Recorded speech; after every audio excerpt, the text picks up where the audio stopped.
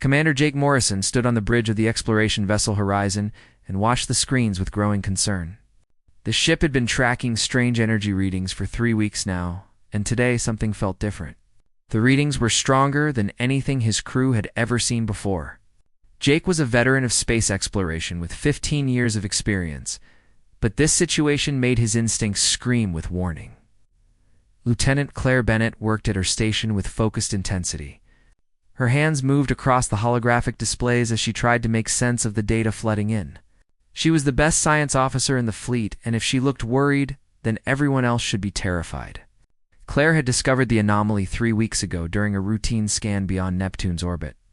At first it seemed like a minor spatial distortion, but it had grown exponentially with each passing day. The bridge crew of 12 people maintained their positions, but Jake could feel the tension in the air. Communications Officer Danny Price kept checking and rechecking his systems. Navigator Helen Foster had calculated 17 different escape routes. Engineering Chief Paul Anderson stood ready at the damage control station. They were professionals, but they were also human, and humans feared the unknown.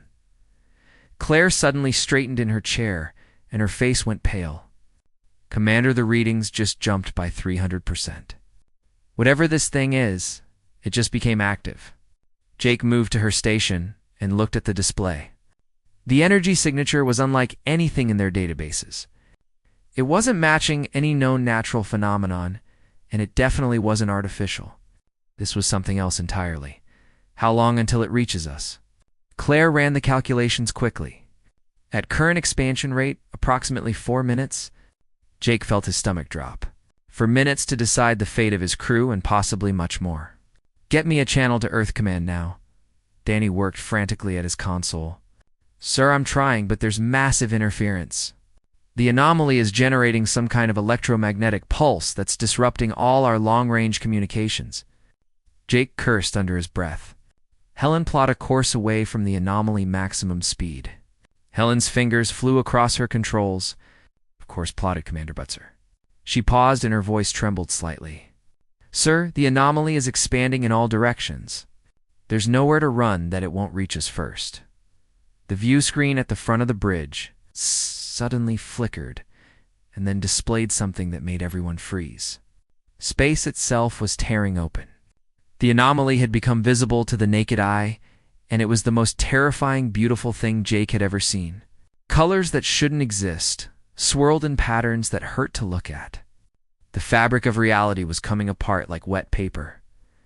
Paul's voice came through the intercom from engineering.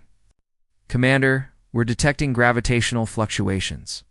Whatever that thing is, it's affecting space-time itself. Jake made his decision. All hands brace for impact. Seal all bulkheads and secure stations. This is not a drill. The ship's alarm system activated, and red lights flooded the corridors. Throughout the horizon, people grabbed onto whatever they could find. Claire never took her eyes off her instruments. Commander, it just changed direction. It's accelerating. Jake watched the view screen as the tier in space grew larger. How long? 90 seconds? The bridge crew worked in silence. There was nothing left to do but wait and hope. Jake thought about his family back on Earth, his wife Karen and his 2 children. He wondered if he would ever see them again. Danny suddenly shouted, Sir, I'm getting reports from other ships in the system. The anomaly isn't just expanding outward, it's expanding in multiple dimensions. It's already reached Mars. Jake's blood ran cold. That's impossible. Mars is millions of kilometers away. It should take hours for anything to reach there from here. Not anymore, Claire said quietly. Whatever this is, it doesn't follow normal physical laws. The horizon began to shake. Small objects started floating as the artificial gravity flickered. Paul's voice came through again, more urgent now. Commander, we're losing power to main systems. The anomaly is draining our reactor. Switch to emergency batteries, Jake ordered. Helen, her voice steady despite the chaos, reported more bad news. Sir, I'm detecting the same phenomenon throughout the entire solar system. It's everywhere at once. Jake pulled up the system-wide display and his heart sank. Helen was right. From Mercury to Neptune, every monitoring station, every ship, every satellite was reporting the same thing. The anomaly had appeared simultaneously across billions of kilometers of space. Earth itself sat at the center of it all. Claire's instruments went wild. "Commander, the wave just hit Earth." Jake watched helplessly as the display showed Earth's position. For a moment, everything seemed normal. Then Danny's console erupted with incoming transmissions. Hundreds of messages from Earth all arriving at once. Automated systems, emergency broadcasts, personal communications, all crammed into one final burst of data. The last message was from Earth Command. It was a single word transmitted on every frequency. Goodbye. Then silence. Total, absolute silence. Every transmission from Earth stopped. Every satellite went dark. Every monitoring station ceased broadcasting. Jake stared at the display where Earth should be, but the sensors showed nothing. Nothing at all. Helen checked her instruments 3 times before speaking. "Commander, Earth is gone." Jake felt the words, but couldn't process them. "What do you mean gone?" "I mean it's not there anymore, sir. The planet, the moon, everything. There's just empty space where our home used to be." The bridge erupted in chaos. People shouted questions, demands for rechecks, for confirmations. Jake let them vent for a moment before raising his hand for silence. "Danny, get me any ship, any station, anyone who can respond." Danny tried every frequency, every protocol. "Sir, there's nothing. No response from Earth, no response from Mars Colony, no response from Luna Base. We're alone." Claire was crying now, but still working. "Commander, the anomaly is fading. Whatever it did, it's done. The energy readings are dropping back to normal levels." Jake looked at his crew. They were scared, confused, and looking to him for answers he didn't have. The greatest mystery in human history had just occurred, and they were witnesses. Earth had vanished. Not destroyed, not moved, but simply ceased to exist, as if it had never been there at all. He took a deep breath and straightened his uniform. "All hands, this is the commander. We've just witnessed something unprecedented. We don't know what happened or why, but we have a duty to find out. Earth may be gone, but we're still here, and we represent humanity now. We will survive this. We will understand this. And somehow we will find our way home." The crew looked at him with hope and determination. They were lost, but they were not defeated. Not yet. The Galactic Council convened 6 months after Earth disappeared. Ambassador Thelvox of the Kryn Empire stood before the assembly of alien species and delivered the news that everyone already knew. The humans are gone. Their entire solar system has vanished without trace. We must consider them extinct. The chamber filled with various sounds of agreement from the 12 species present. Some clicked their mandibles while others hummed in their native languages. The vote was unanimous, and humanity was officially declared lost to the universe. The remaining human colonies scattered across distant worlds received the news with despair. Mars Colony had vanished along with Earth. Luna Base was gone. Only the far colonies remained, and they were few in number. Colony Alpha, on the edge of Kryn space, held barely 5,000 humans. New Terra in the Velen sector had 8,000. Together, all the surviving humans numbered less than 50,000 souls. They were orphans in a galaxy that had little use for them. Greg Patterson was 10 years old when Earth disappeared. He lived on Colony Alpha with his parents and 2 sisters. His father worked as a mechanic for the Kryn military, and his mother taught human children in the small schoolhouse. Greg grew up speaking both English and Kryn. He learned human history from old data files and alien culture from everyday life. By the time he turned 30, Earth was just a story. A legend his parents told about a beautiful blue planet that once existed. The years turned into decades. The surviving humans married, had children, and those children had children of their own. Each generation remembered Earth less clearly. The old ones who had seen Earth with their own eyes died one by one. Their grandchildren listened to stories, but those stories felt like fairy tales. Earth became myth. Human technology became outdated. Human culture blended with alien ways. Slowly, quietly, humanity faded. The galaxy moved on. The Kryn Empire expanded, claiming what had once been human territory. They were a proud warrior race with 4 arms and thick armored skin.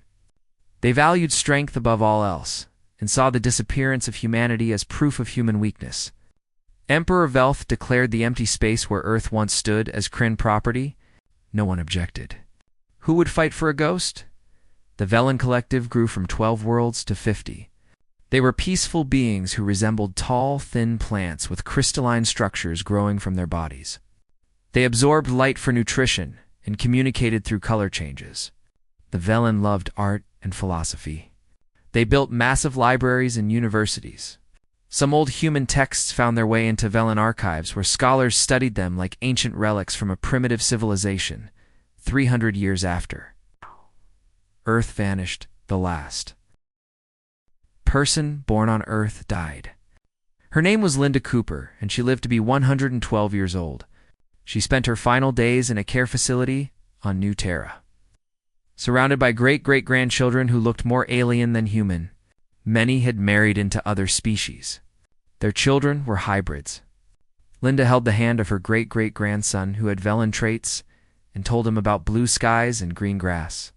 He smiled politely but didn't really understand. When Linda died, so did the last living connection to Earth. The galaxy continued changing. New species emerged from the unknown regions. The Zephyr came first, floating beings made of gas who lived in the clouds of giant planets. Then the Morden arrived, mechanical entities who claimed they evolved from artificial intelligence. The Galactic Council expanded to include them. Soon there were 20 species, then 25, then 27. Each new member brought technology and culture. Trade routes expanded. Wars were fought and peace treaties signed. Through it all, humanity was forgotten. 1,000 years passed. Greg Patterson's descendants lived on 6 different worlds now. Most didn't even know they had human ancestry. The bloodlines had mixed so thoroughly that human features appeared only occasionally. A child might be born with 5 fingers instead of 6.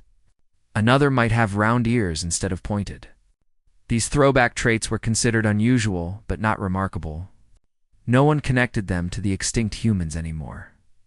The Galactic Council moved its headquarters to Centrum Prime, a massive space station built at the crossroads of major trade routes. President Vornkellas of the Kryn Empire took leadership. He was intelligent for a Kryn and believed in order above all else. Under his guidance, the Council created the Enforcement Fleet. This armada consisted of 10,000 warships from all member species. They maintained peace, kept trade routes safe, and crushed anyone who threatened galactic stability. The Enforcement Fleet was powerful beyond measure. Each ship carried weapons that could crack planets. Their shields could withstand the heat of stars. The fleet commanders were the best warriors from each species. General Kraz of the Kryn led the military command. Admiral Selen of the Velen managed fleet operations. Together, they made the Galactic Council the supreme power in known space, 2,000 years after. Earth disappeared. A young Kryn archaeologist named Vex discovered something interesting. He was excavating an old outpost in what used to be human space. The outpost had been abandoned for centuries. In the ruins, Vex found a data core.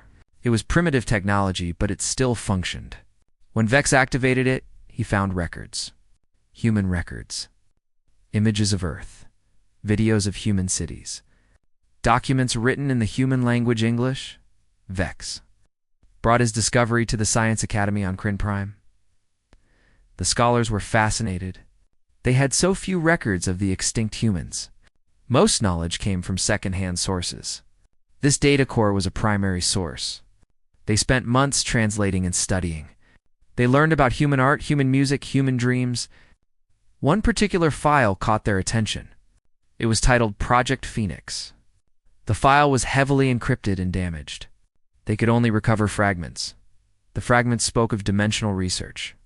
Humans had been experimenting with folding space, creating pocket dimensions, opening doorways to other realities. The project was classified top secret. The final entry was dated 3 days before Earth disappeared. It read simply, "We are ready for the test. Tomorrow we activate the dimensional gate. If successful, this will change everything for humanity." The log ended there. Vex published his findings in a scientific journal. A few scholars read it with interest. Most dismissed it as ancient history. The general population never heard about it. Why would they care about an extinct species? The galaxy had moved on. There were current problems to solve, trade disputes to settle, border conflicts to manage. The past was irrelevant. President Kellis sat in his office on Centrum Prime and reviewed reports. The galaxy was stable. Trade was flourishing. All 27 member species were cooperating. The enforcement fleet was strong. Everything was as it should be. He looked out his window at the stars. Somewhere out there in the empty darkness was the place where Earth once existed. Kellis had never given humans much thought. They were gone long before he was born. Just another failed species that couldn't survive the harsh universe. He had no idea that everything was about to change. In the empty coordinates where Earth's sun once burned, something was stirring. Space itself was beginning to ripple. Energy readings were climbing. The same anomaly that had taken Earth away was preparing to bring it back. The galaxy had forgotten humanity. Soon the galaxy would remember, and they would wish they hadn't. Captain Alex Harris was running a routine patrol along the outer rim when his entire world changed forever. The patrol was supposed to be boring, and it had been for the past 3 weeks. His ship, the Defender, was a modern Galactic Council vessel with a crew of 40 members from 8 different species. Alex was human, or at least partly human. His great-great-great-grandmother had been full human, but the generations since had mixed with other species. Still, he identified as human, even though most people didn't know what that meant anymore. The Defender cruised through empty space, scanning for pirates or smugglers. Lieutenant Maya Rodriguez sat at the tactical station, reading a novel on her datapad. She was also descended from the old human colonies. She and Alex were 2 of only 3 humans on the entire ship. The third was engineer Kyle Stevens, who spent most of his time in the engine room. They formed a small community within the larger crew. Sometimes they spoke English together just to keep the language alive. Maya suddenly sat up straight and her novel forgotten. "Captain, we're detecting a massive spatial distortion." Alex looked up from his reports. "Where?" She checked her readings twice before answering. "Coordinates 749 Alpha." Alex felt something stir in his memory. Those coordinates were familiar. He pulled up the navigation charts and searched through the old files. His family had kept records for generations. Ancient data passed down from the time before Earth disappeared. He found what he was looking for, and his hands started shaking. "Maya, those coordinates are where Earth used to be." She stared at him. "Sir, that's impossible. Earth has been gone for 2,000 years. There's nothing there." Alex stood and walked to her station. "Show me the readings." The screen displayed energy signatures that made no sense. Space itself was warping at that location. The distortion was growing stronger by the second. Science Officer Shard joined them at the tactical station. Shard was a crystalline being from the Velen Collective who communicated through light pulses. Translated by the ship's computer, "Captain, this distortion matches no known natural phenomenon. The energy output is increasing exponentially. I recommend we move to a safe distance." Alex couldn't look away from the screen. "No, take us closer. I need to see this." The crew looked at him with surprise but followed orders. The Defender changed course and headed toward the distortion. As they got closer, the sensors went crazy. Maya's hands flew across her controls trying to filter the data. "Sir, whatever this is, it's big. The energy readings are off every scale we have." Alex stood at the viewport and watched. Empty space ahead of them began to shimmer like heat. Waves on a desert road. Kyle's voice came through the intercom from engineering. "Captain, I'm detecting gravitational fluctuations. Something is trying to push through from somewhere else." Alex pressed the ship-wide come button. "All hands, this is the captain. We are witnessing something unprecedented. Stay at your stations and keep recording everything. This might be the most important moment in galactic history." The shimmer grew stronger. Colors that shouldn't exist began swirling in the void.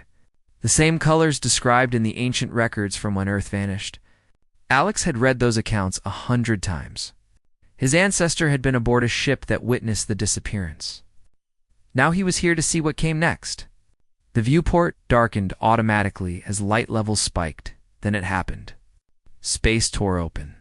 A rip in reality itself appeared before them, growing larger with each second. Through the tear, they could see something on the other side. Light. Pure, brilliant light. Maya gasped. "Captain, something's coming through." The light intensified until the view screen had too dimmed a maximum. Then suddenly the light faded, and in its place was a star. A yellow sun, burning bright and familiar. Alex felt tears running down his face. He knew that star. He had never seen it before, but he knew it. That was Sol. That was Earth's sun. The sun that had been gone for 2,000 years had just reappeared. Shard's translated voice was filled with confusion. "Captain, I'm detecting additional masses emerging. 9 planetary bodies and multiple smaller objects. This is impossible." One by one, the planets materialized. Alex watched as each one appeared in its proper orbit. Mercury, Venus, Mars, Jupiter, Saturn, Uranus, Neptune, and the smaller bodies beyond. It was like watching creation itself. The solar system was rebuilding before their eyes. Then the third planet from the sun appeared, and Alex stopped breathing. Earth, the legendary homeworld. The planet that every human descended from, but no living human had ever seen. It was real. It was here.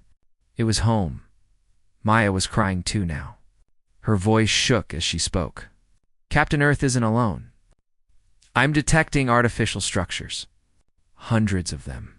Space stations orbital. Platforms, defense satellites. They're everywhere around the planet." Alex moved to her station and looked at the tactical display. She was right. Earth's orbit was filled with technology. Massive stations that dwarfed anything the Galactic Council had ever built. Each one radiated power signatures that made the Defender's reactor look like a candle. Next to a sun. Kyle's voice returned urgent and excited. "Captain, I'm detecting ships. Thousands of ships. They're launching from Earth's orbit." Alex looked at the viewport and saw them. Ships of a design he had never seen before. Sleek, elegant, and clearly advanced far beyond current galactic technology. They moved with precision, forming defensive formations around their planet. Whatever humanity had become during their absence, they were not primitive anymore. Shard worked frantically at the science station. "Captain, these ships are equipped with technology I cannot identify. Their power output suggests capabilities far exceeding our own. Recommend extreme caution." Alex took a deep breath and straightened his uniform. "Open a channel. All frequencies. Let's introduce ourselves." Maya worked her controls. "Channel open, sir." "You're broadcasting?" Alex spoke carefully. "This is Captain Alex Harris of the Galactic Council Vessel Defender. We mean no harm. We are humans or descended from humans. We have waited 2,000 years for this moment. Welcome home." For a long moment there was only silence. Then the cum crackled to life.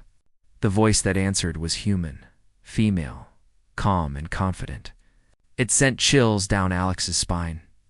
"This is Admiral Lisa Patterson of Earth Defense Command. We read you, Defender. Stand by for instructions. Do not approach Earth's orbit without clearance. Any unauthorized vessel will be disabled." Alex noticed she said disabled, not destroyed. That was something at least. "Understood, Admiral. We're holding position." "Can you tell us what happened? Where have you been?" Another pause. Then Admiral Patterson's face appeared on the view screen. She was in her 50s with gray streaked hair and eyes that had seen things Alex couldn't imagine. She wore a uniform of dark blue with insignia he didn't recognize. Behind her, he could see a bridge that looked like it belonged in a dream. Holographic displays covered every surface. Crew members worked at stations that seemed to respond to thought rather than touch. "Captain Harris, we have much to discuss. 2,000 years have passed for you. For us, it has been 50,000 years. We fell into a pocket dimension where time moved differently. We have evolved. We have advanced. We have prepared. And now we have returned to find our home occupied and our species forgotten. Admiral Patterson leaned forward and her expression hardened. I suggest you contact your Galactic Council immediately. Tell them humanity is back. Tell them we remember Earth. Tell them we want our home returned. And Captain, tell them we are not asking. Alex felt his mouth go dry. 50,000 years of advancement, that would put human technology millennia beyond anything the galaxy possessed. The implications were staggering. Maya looked at him with wide eyes. Kyle had come up from engineering and stood at the back of the bridge staring at the screen. Shard's crystalline body pulsed with colors that indicated extreme agitation. The other crew members whispered in their native languages. Admiral, we understand. I'll contact Galactic Command immediately. Patterson nodded. Good. You have 1 hour. After that, we begin reclaiming what is ours. The screen went dark. Alex turned to his crew. They all looked shell-shocked. Maya, get me a priority channel 2 Centrum Prime. Use all the emergency codes. Kyle, make sure our recorder captured everything. Shard, prepare a full report. They moved to obey.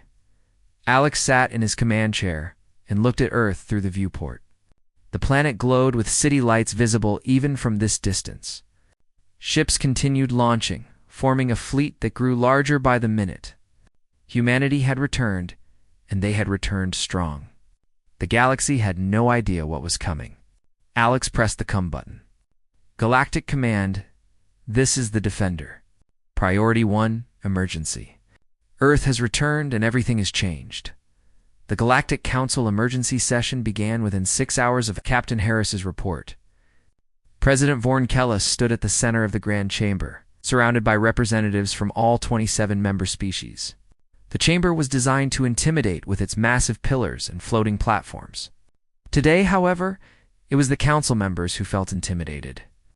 Holographic displays showed Earth in all its glory, surrounded by a fleet that numbered in the thousands. The ships were unlike anything in the galactic database. Sleek, powerful, and clearly built for war. Ambassador Thelvox of the Kryn Empire spoke first. His forearms gestured dramatically as his voice boomed through the chamber. This is Kryn territory. That system was declared ours 2,000 years ago.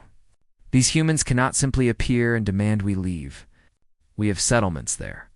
Mining operations. Military outposts. We will not abandon our rightful claims.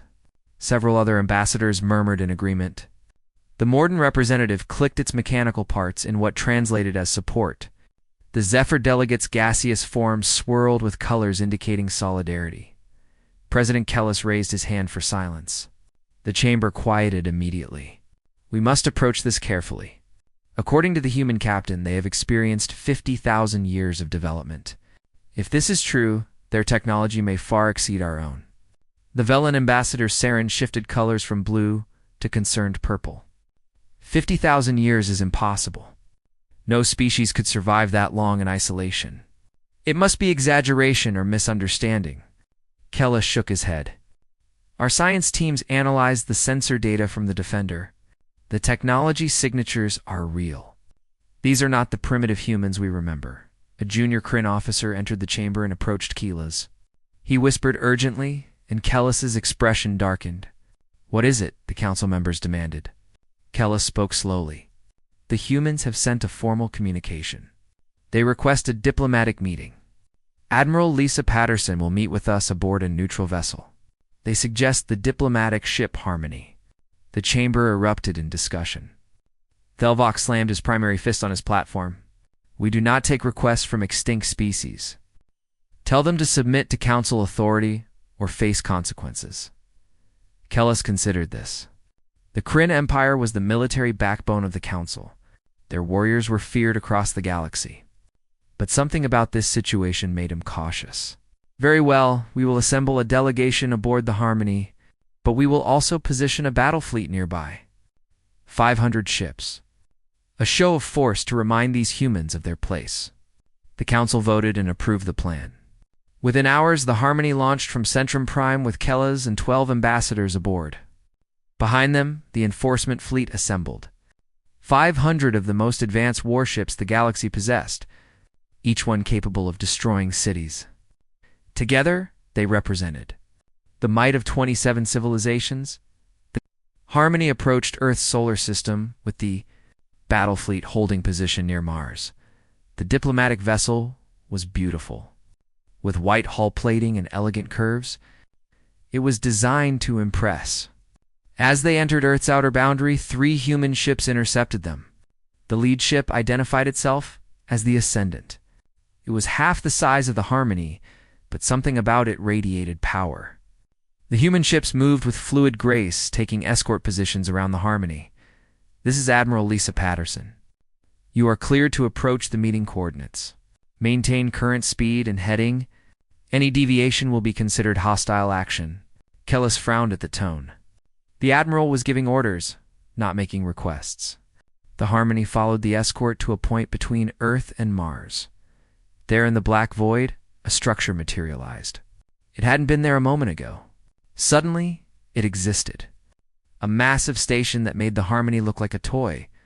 What is that? Siren asked, with colors flashing in confusion. The human ships released docking clamps, and the Harmony was pulled gently toward the station. Inside the diplomatic bay, Kellis and his delegation disembarked. The station interior was stunning.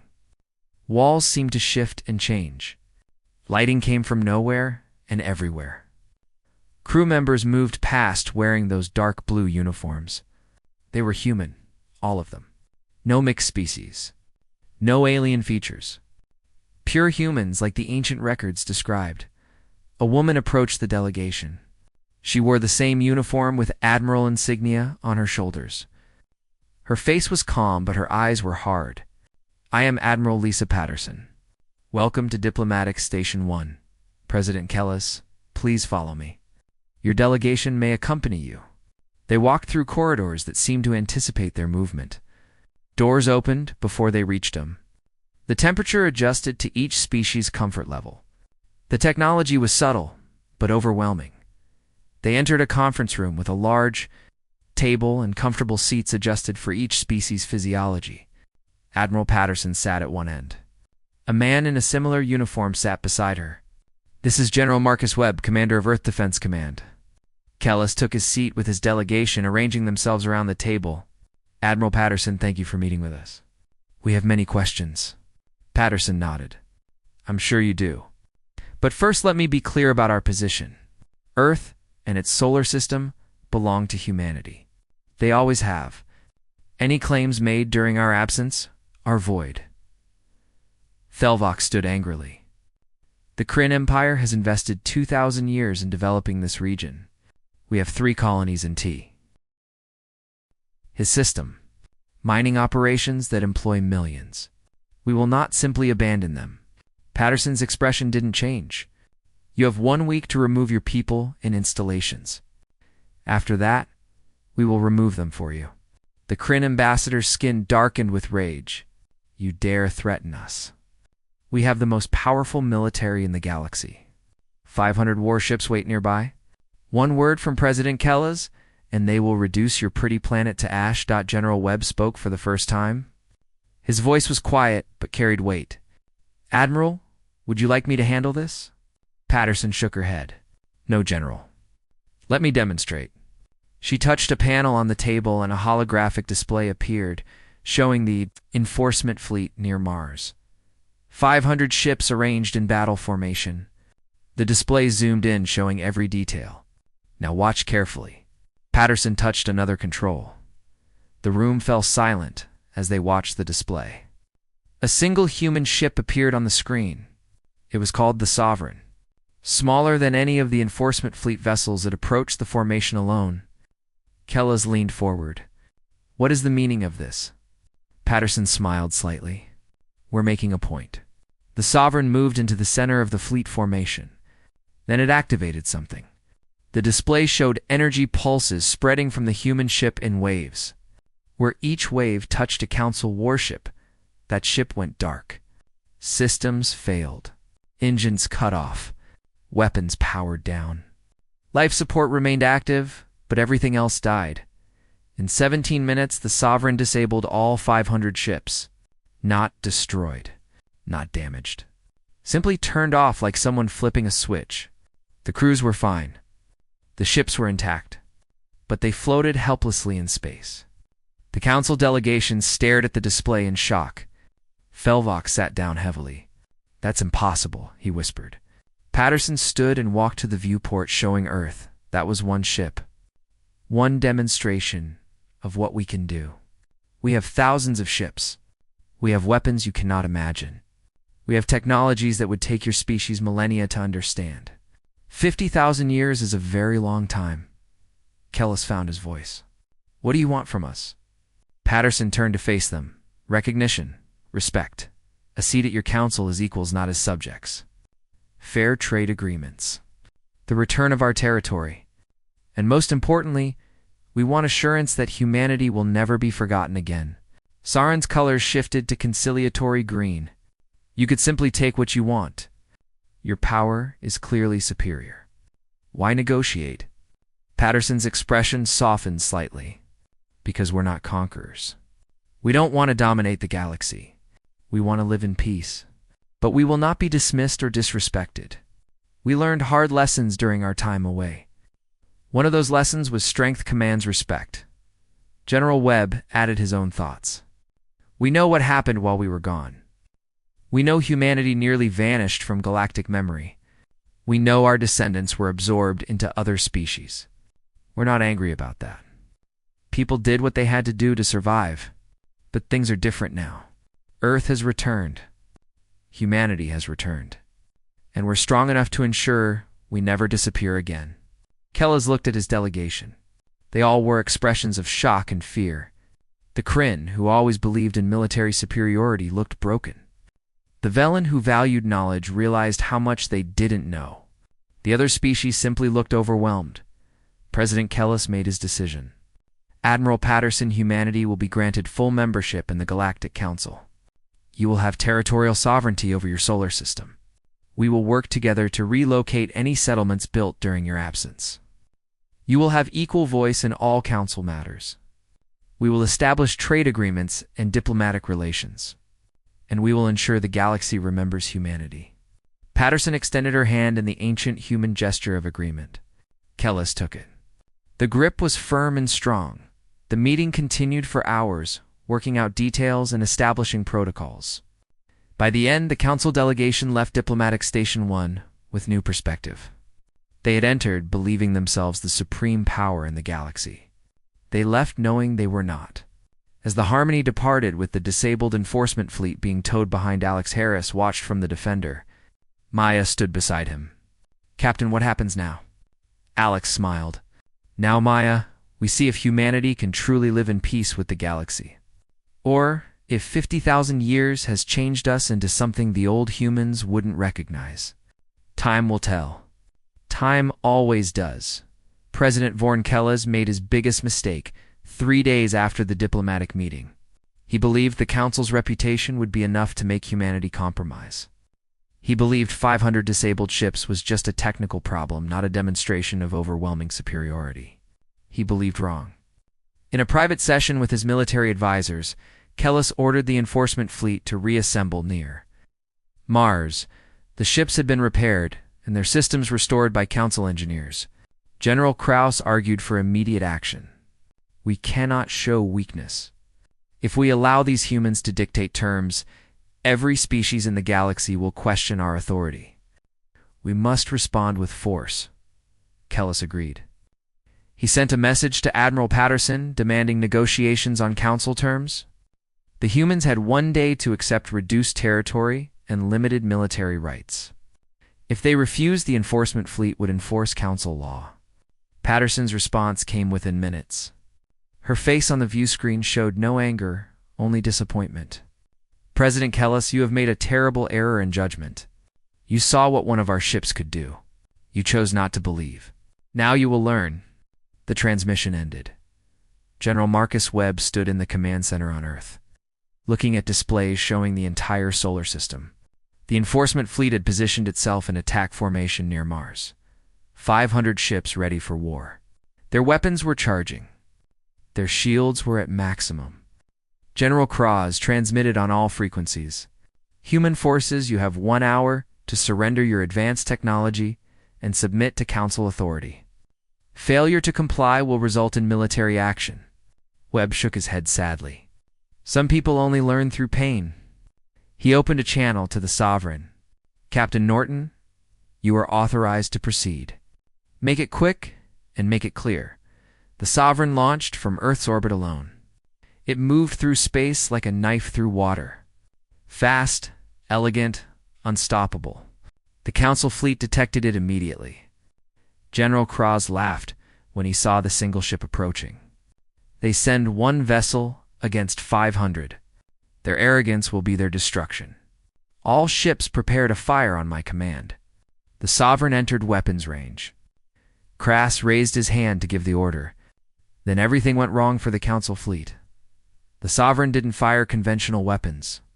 It released a pulse of energy that washed over the fleet like a wave.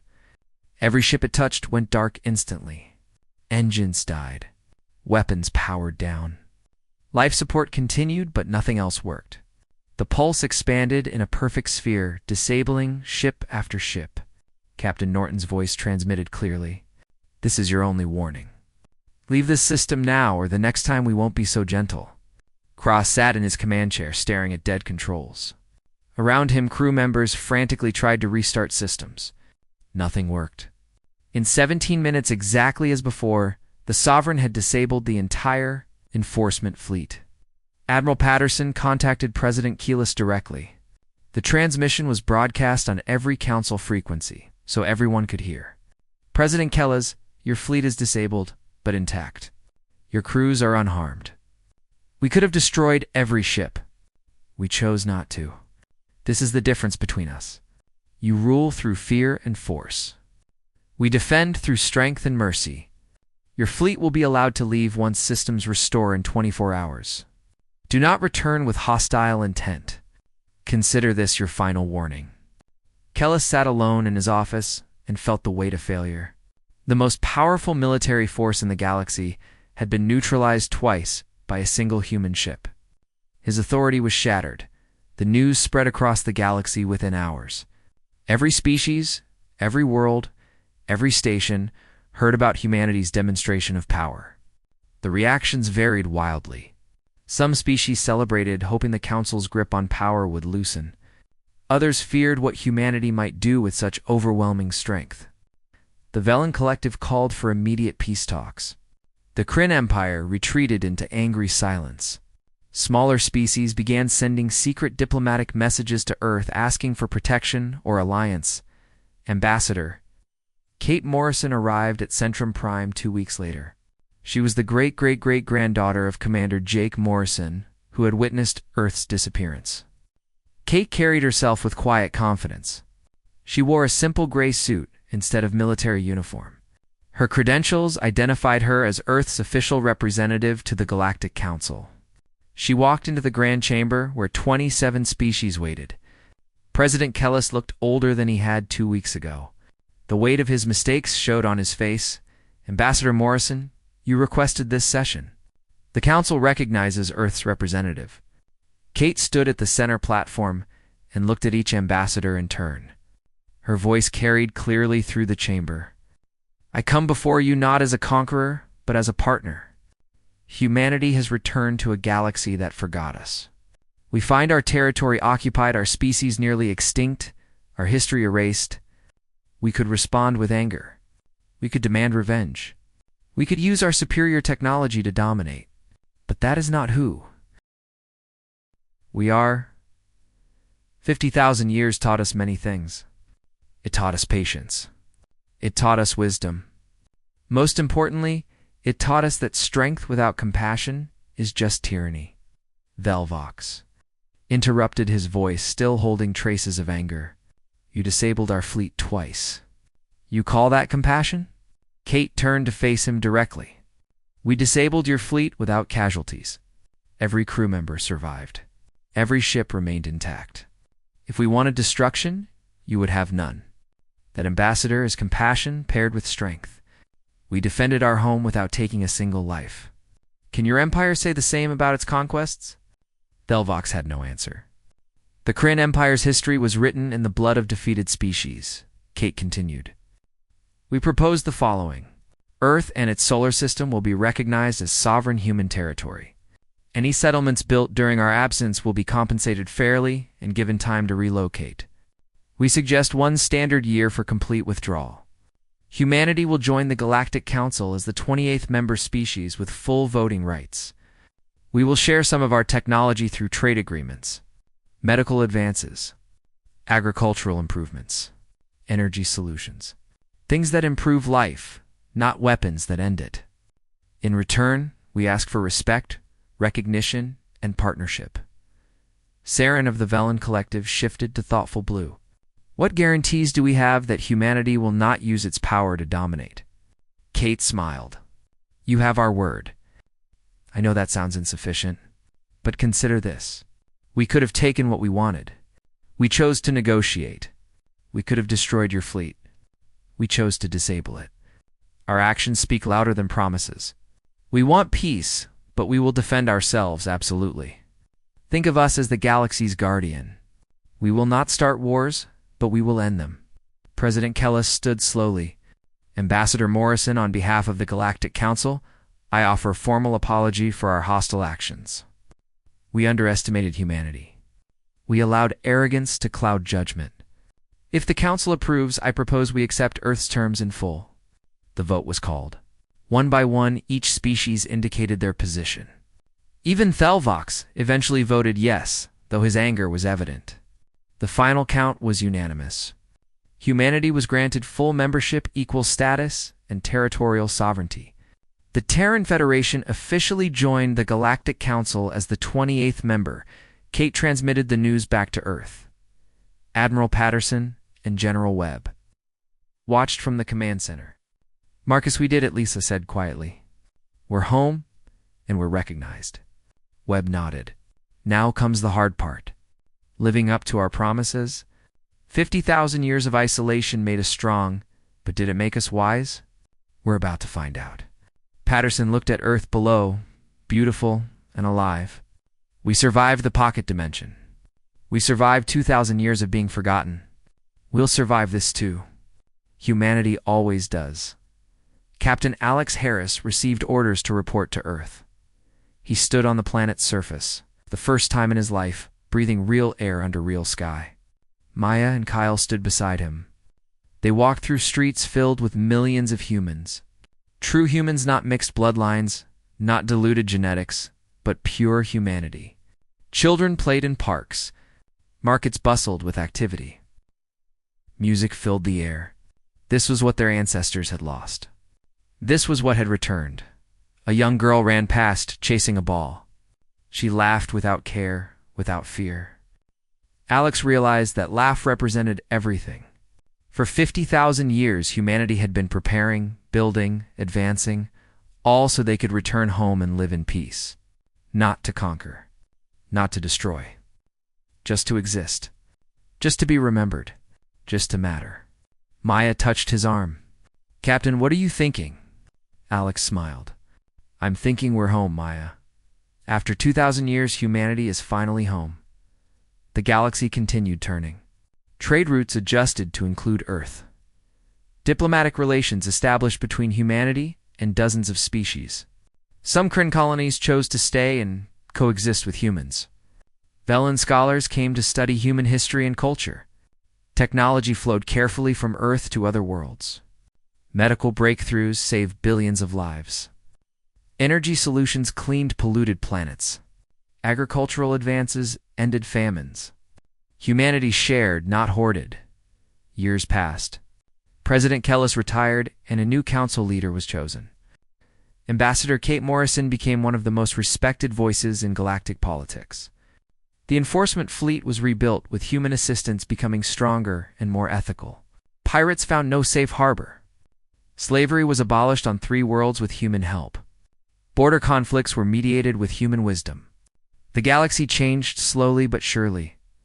General Webb stood in his office 50 years after Earth's return. He was old now, ready to retire. A young officer came to relieve him. General Webb, sir, I'm here to assume command. Webb looked at the young woman. What's your name?